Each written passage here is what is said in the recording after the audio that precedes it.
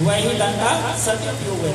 कोई आपके गांव में, आपके पास में कोई ऐसा बालक है जो पढ़ना चाहता है और उसके घर वालों के पास उतना धन नहीं है कि वह पढ़ ले, तो उस बच्चे के लिए हम कुछ योगदान दें, उस बच्चे को पढ़ा दें, तो आपका धन का सदुपयोग है।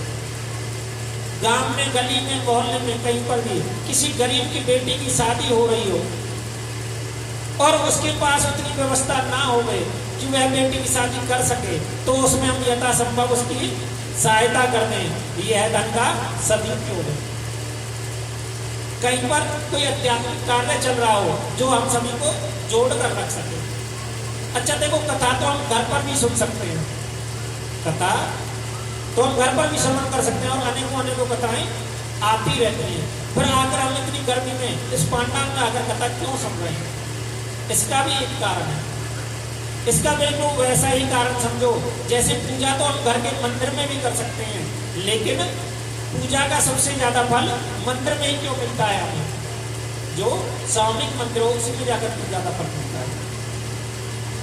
देखो, यह एक उंगली है, इसे कोई भी तोड़ सकता है बड़ी आसानी से, लेकिन यह 5 उंगली है और बंद हो जाए तो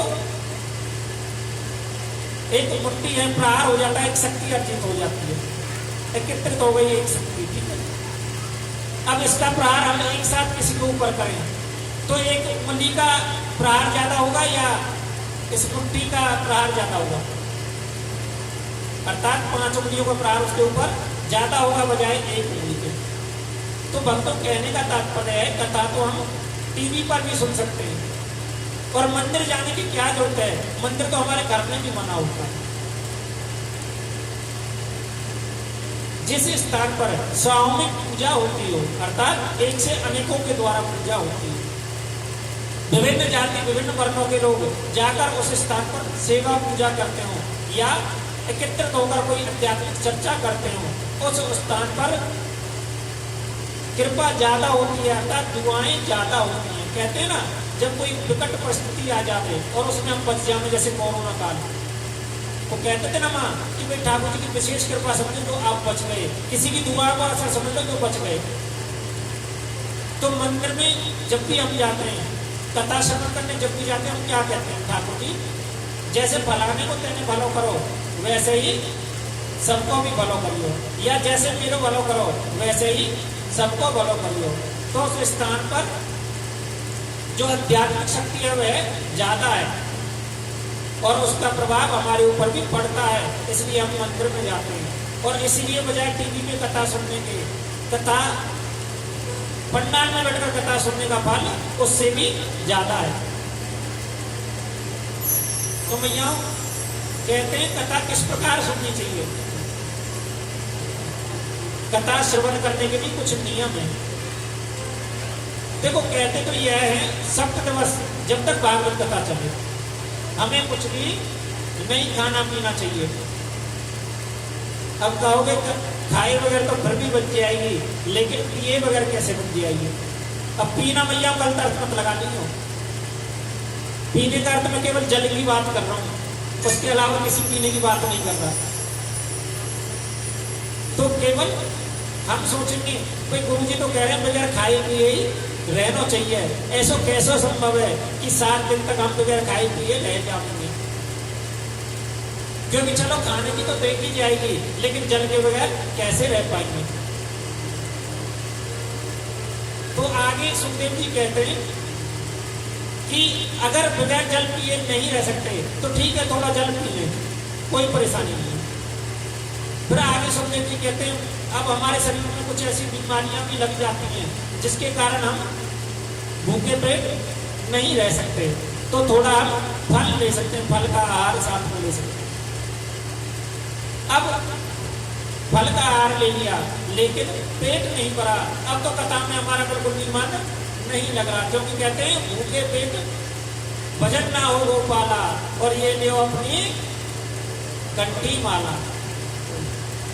भूखे पेट भजन ना हो गोपाला और ये ले अपनी कंठी माला। तो भैया भूखे पेट भी भजन नहीं होता। तो आगे सुखदेव जी कहते हैं कि कि किसी कारण से फलाहार लेकर भी आप ना रह पाओ तो एक समय भोजन कर लो, फिर कथा श्रवण करो। लेकिन फिर भी मन कथा में ना लगे और कथा की जगह भूख की तरफ भी ध्यान रहे तो 2 बार भोजन कर लो, कोई समस्या नहीं है। लेकिन 2 बार भोजन करने के बावजूद भी ध्यान भोजन में ही है, कथा में कम है, तो बेशक से 5 बार भोजन कर लो। तो यहाँ सुखदेव जी का कहने का भैया तात्पर्य यह है कि हमें उतना भोजन करना चाहिए जो हमारी कथा श्रवण करने में कोई व्यवधान ना डाले। इतना भोजन ना कर ले कि जो बैठ भी ना पाए, और सात्विक भोजन करना चाहिए। सात्विक भोजन का मतलब समझते हो? भागवत जी में लिखा हुआ है ऐसा भोजन करना चाहिए जिससे कोई बदबू ना आवे हमारे पास में बैठने वाले को। अर्थात जब हम कथा श्रवण करें तो उस समय में प्याज और लहसुन का सेवन करने से अपने आप को रोक लेना चाहिए।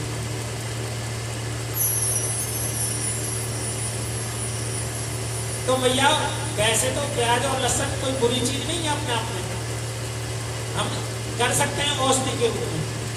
लेकिन आजकल मैं देखता हूँ कि कुछ भैया तो प्याज की पूरी जैसे क्या बोले चौकों के जानवरों को चारा खिलाते हैं ना, उसमें लगाम नहीं, ऐसे पूरी प्लेट सजा ली। जबकि शास्त्र मत अनुसार दवाई के रूप में केवल आप उतनी ले सकते हो जैसे लगभग 20 से 30 ग्राम रख हमारे अंदर पहुंच जाए, इतनी ही बहुत है। और उसमें भी कुछ बताए गए हैं जो बहुत साइंस है वह भी ये बात सिद्ध करता है। क्यों दूसरा करते क्यों नहीं है? क्योंकि यह तो नहीं तमोगुण बढ़ाने वाली चीज है। अगर हमारे अंदर तमोगुण ज्यादा होगा तो सात्विक बातें आध्यात्मिक बातें हमारी समझ में हमेशा ही कम बैठेंगी। इसलिए प्याज लहसुन का सेवन हम कर सकते हैं दवाई के रूप में, लेकिन एक सीमित मात्रा में ही करना चाहिए।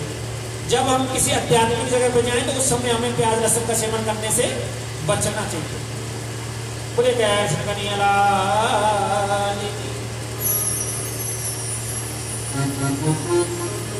अब वो तो ऐसा लगे भैया मैंने अपना नुकसान और कर लिया, लगे आप पे कहते हैं। अब आज ही भैया तो कह रही होंगी बल गुरु जी ने ऐसी बात बता दी जो बड़ी टेढ़ी सी बात है।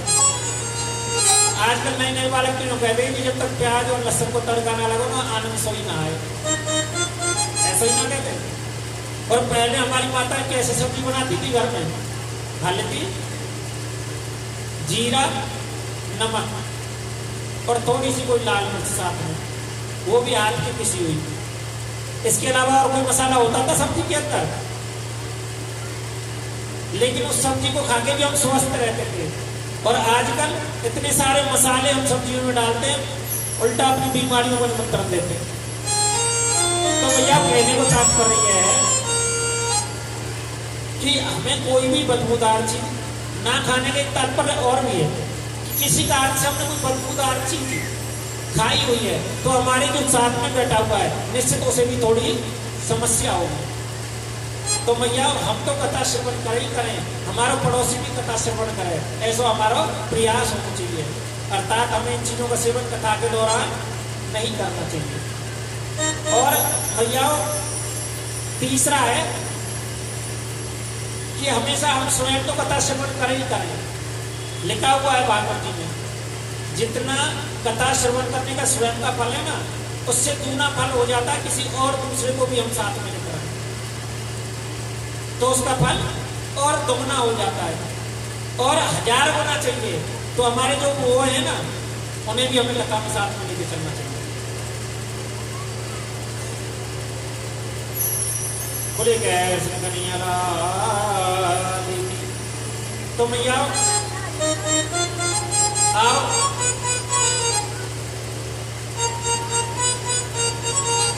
यहाँ श्री मद भागवत कथा जी के प्रथम श्लोक में हम प्रवेश करते हैं सभी। अभी तक जितनी सारी चर्चाएं चल रही थी ये केवल कथा मात्र की चल रही थी। जो भागवत जी की कथा है वह तो यहाँ से आरंभ होगी। तो मैया जिसकी भी जो भी मनोकामना हो अपने मन के अंदर, भागवत कथा जी के मंगल चारण में हम प्रवेश करेंगे। जिसके मन में जो भी मनोकामना हो, बोले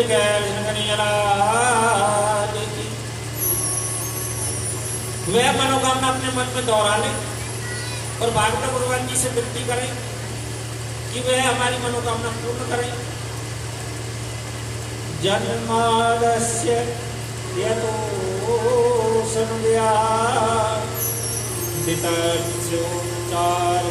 सर्वविज्ञान सम्राटं तेने ब्रह्मा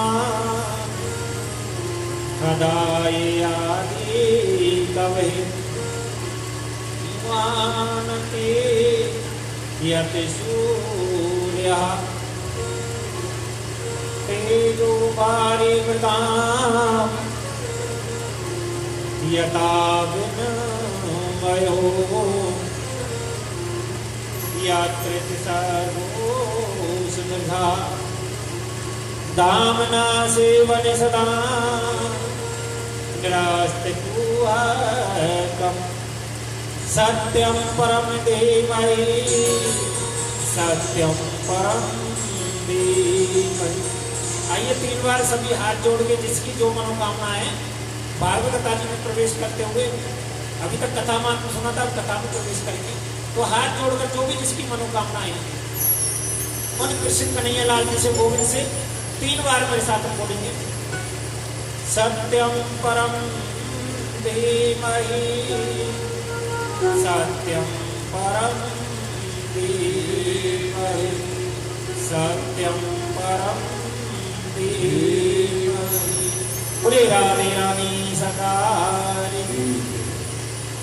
माताओं, बड़ा सुंदर वर्णन किया। जिस परमात्मा की इच्छा शक्ति मात्र से पूरा विश्व प्रपंच बनता है, पालित होता है और लय भी हो जाता है, वह पर ब्रह्मा हिन गर्भ नहीं है, बल्कि ब्रह्मा जी को जिसने स्वयं वेदार्थ का ज्ञान दिया, प्रतिपादन करके बताया, वह कैसा है? बोले तो सुराट, जो अपने स्वरूप में प्रतिष्ठित रहता है और अपने प्रकाश से सारी दुनिया को प्रकाशित करता है। ऐसे वह पर ब्रह्मा है भैया, जिस वेदांत के ज्ञान को समझने में बड़े बड़े सूर लोग भी मोह को प्राप्त हो जाते हैं। वही वेदांत ज्ञान जिसने सबसे पहले ब्रह्मा जी को प्रतिपादित किया। जैसे तेजों में सूर्य, रश्मियों में कभी कभी जल की हमें प्राप्ति हो जाती है, जल में भी हमें कभी कभी सतल की प्राप्ति हो जाती है, वैसे ही यह जागृत सपन जो सृष्टि है उस परमात्मा की अधिष्ठा सत्ता की वजह से सत्य प्रतीत होती है। माया और माया के कार्यों से जो सर्वता परे है, सर्वता अलग है, ऐसे परम सत्यम की हम सभी वंदना करते हैं। सत्यम परम धीमहि, उस सत्य की हम वंदना करते हैं। भक्तों, सज्जनों, सत्य की बात क्यों? भागवत जी में पहले, मध्य और अंत में भी सत्य प्रतिपादित है।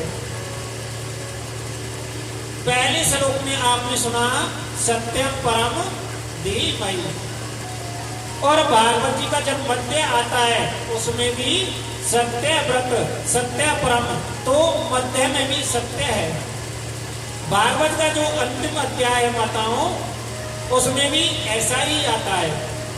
दसवें में भागवत के आदि में भी सत्य है, मध्य में भी सत्य है और अंत में भी सत्य है।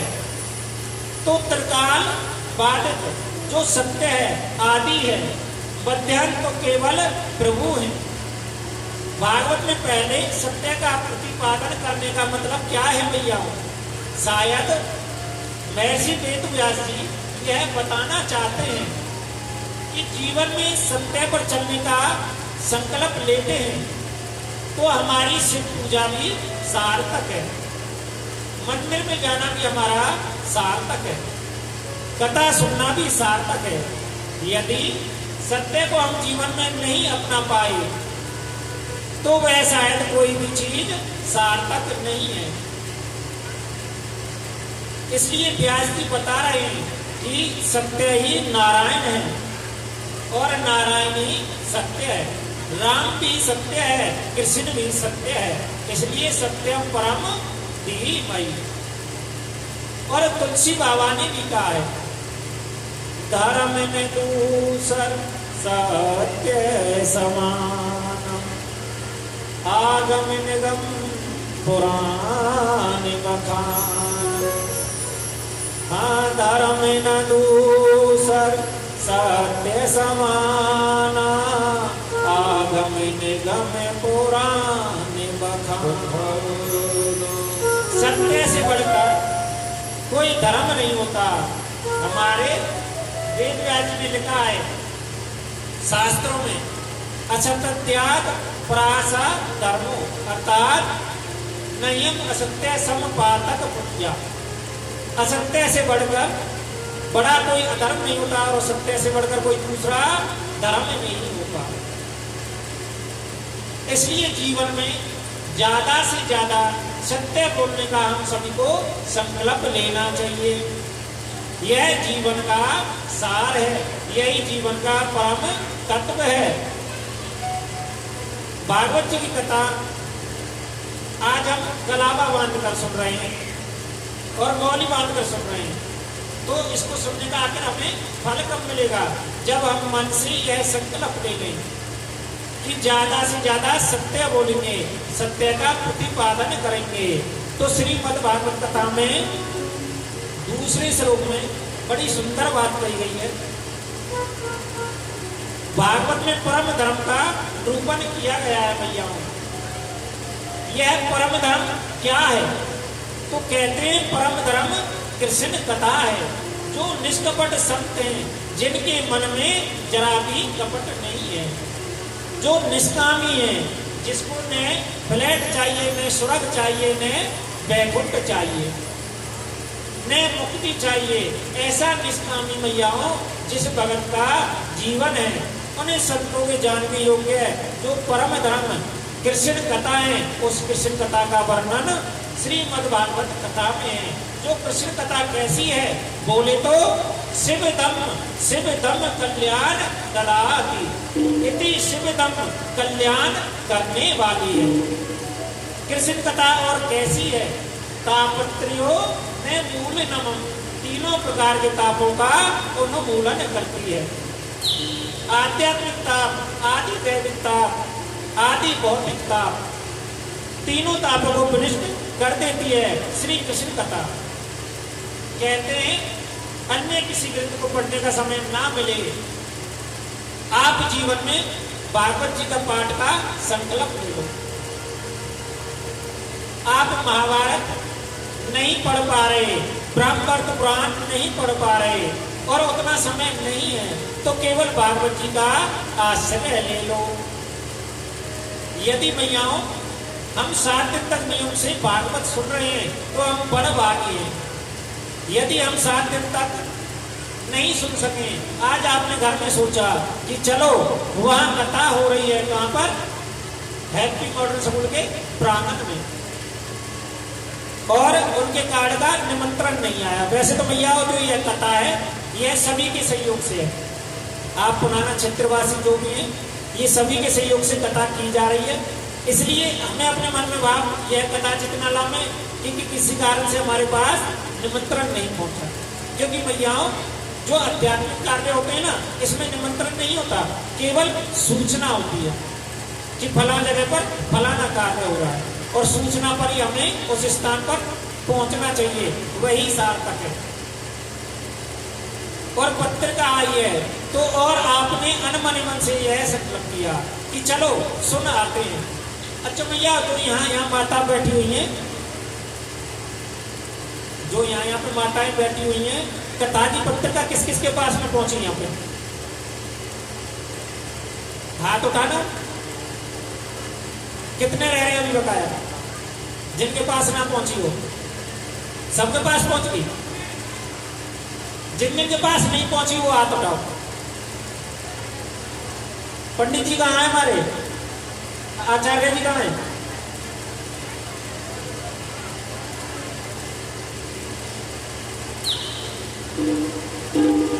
बोले प्यार से कन्हैया लाल की, बोले राधे रानी सरकार की। कमलकांत जी एक कार्य करो, जिनके पास पत्ते नहीं हो उन सभी को दो।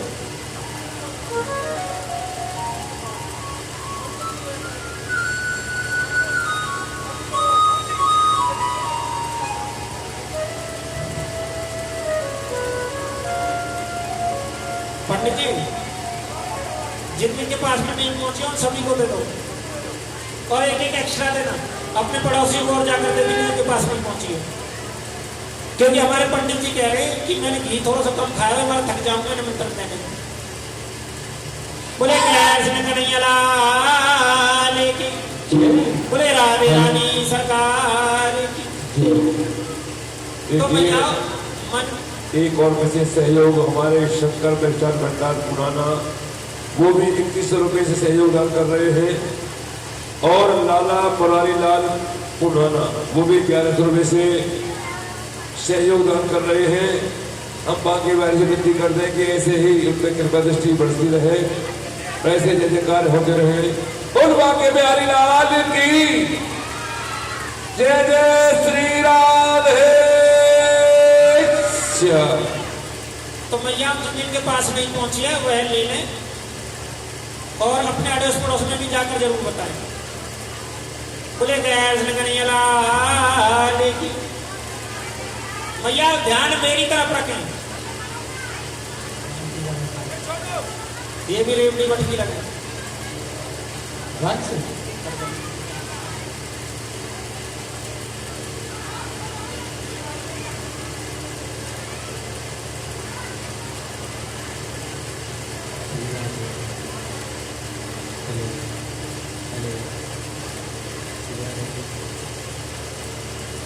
बोले कन्हैया लाल की।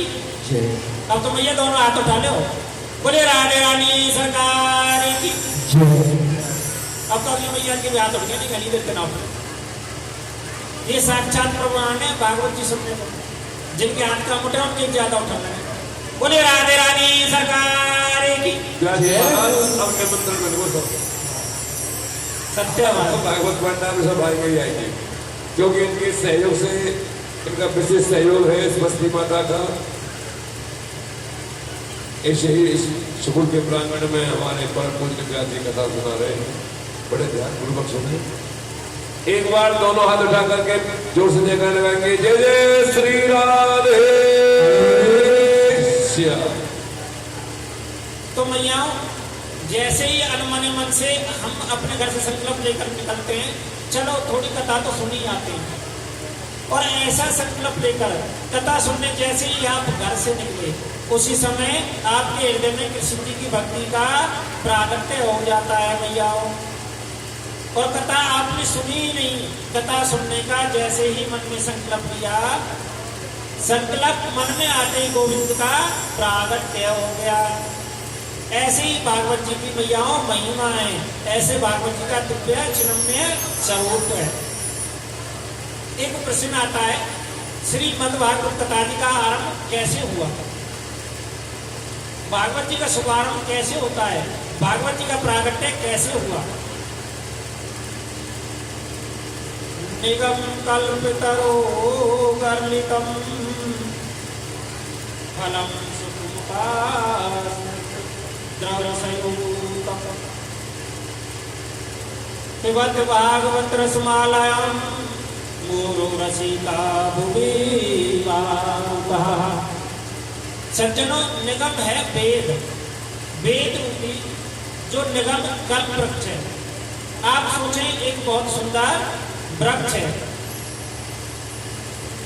और उस वृक्ष का नाम है निगम, जो वेद रूपी सुंदर कल्प वृक्ष है। उसका पका हुआ जो फल ही श्रीमद् भागवत कथा है। तो यह पका हुआ फल वेद रूपी वृक्ष से नीचे आकर कैसे आया? फल नीचे जब तोड़ेंगे जब तो आएगा। हमारे सुखदेव जी जो है उनका मुख लगने से यह फल नीचे की ओर आ गया। आपने देखा होगा सुग यानी तोता, यह सुग्गा जो होता है ना, यह उसी फल में मुंह लगाता है जो मीठा होता है। या तो आप ये समझें कि तोता का मुख लग जाने से जो फल है वह खट्टा फल भी मीठा हो जाता है, या तोता जो मीठा होता है मुख लगाते ही उसमें जो मीठा होता है, तोते ने जिस फल में मुख लगा दिया वह फल भी खट्टा नहीं हो सकता। तो सुखदेव जी महाराज ने उस फल को नीचे की ओर किया। अब कहते हैं फल में तो भैया गुठली भी होती है, छिलका होता है। कोई भी समझदार व्यक्ति गुठली छिलका क्यों खाएगा? तो क्या गुठली छिलका भागवत जी में भी है? क्योंकि सुखदेव जी कहते हैं भागवत जी फल है, इसमें तो अमृत है, एकदम अमृत रस भरा हुआ है, कहीं गुठली नहीं, छिलका नहीं है। ठीक है, अमृत में बता दिया भागवत जी को आपने। अब हम क्या करें? हमें क्या करना चाहिए? पिबत भागवतम रस माल्यम, अर्थात इस भागवत रूपी रस को पियो। अरे कितनी बार पिए? 10 दिन पहले कथा हमने श्रवण की, 20 दिन पहले भी कथा श्रवण की। आगे कहते हैं कितनी बार पिए? बोले बार इस रस का पान करो। जितनी बार पिएंगे उतना आनंद मिलेगा। देखो सुनने की पद्धति क्या है, भागवत जी की कथा सुनी जाती है, पी तो नहीं जाती। भागवत जी की कथा आप कानों से श्रवण ही तो कर रहे हैं, तो सुनते भागवतम रसमाल्यम भी कह सकते थे। पिबत भागवतम रसमाल्यम क्यों कहा?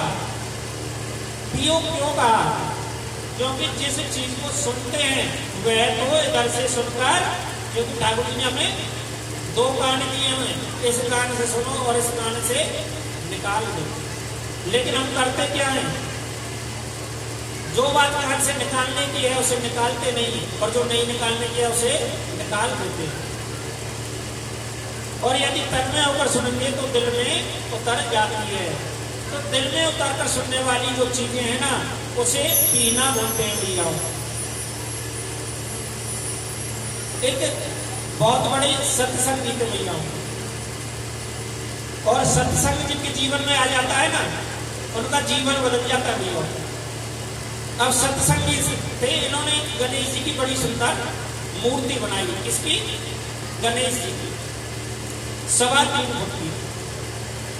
और उसी के साथ में इन्होंने एक मूर्ति और भी बनाई,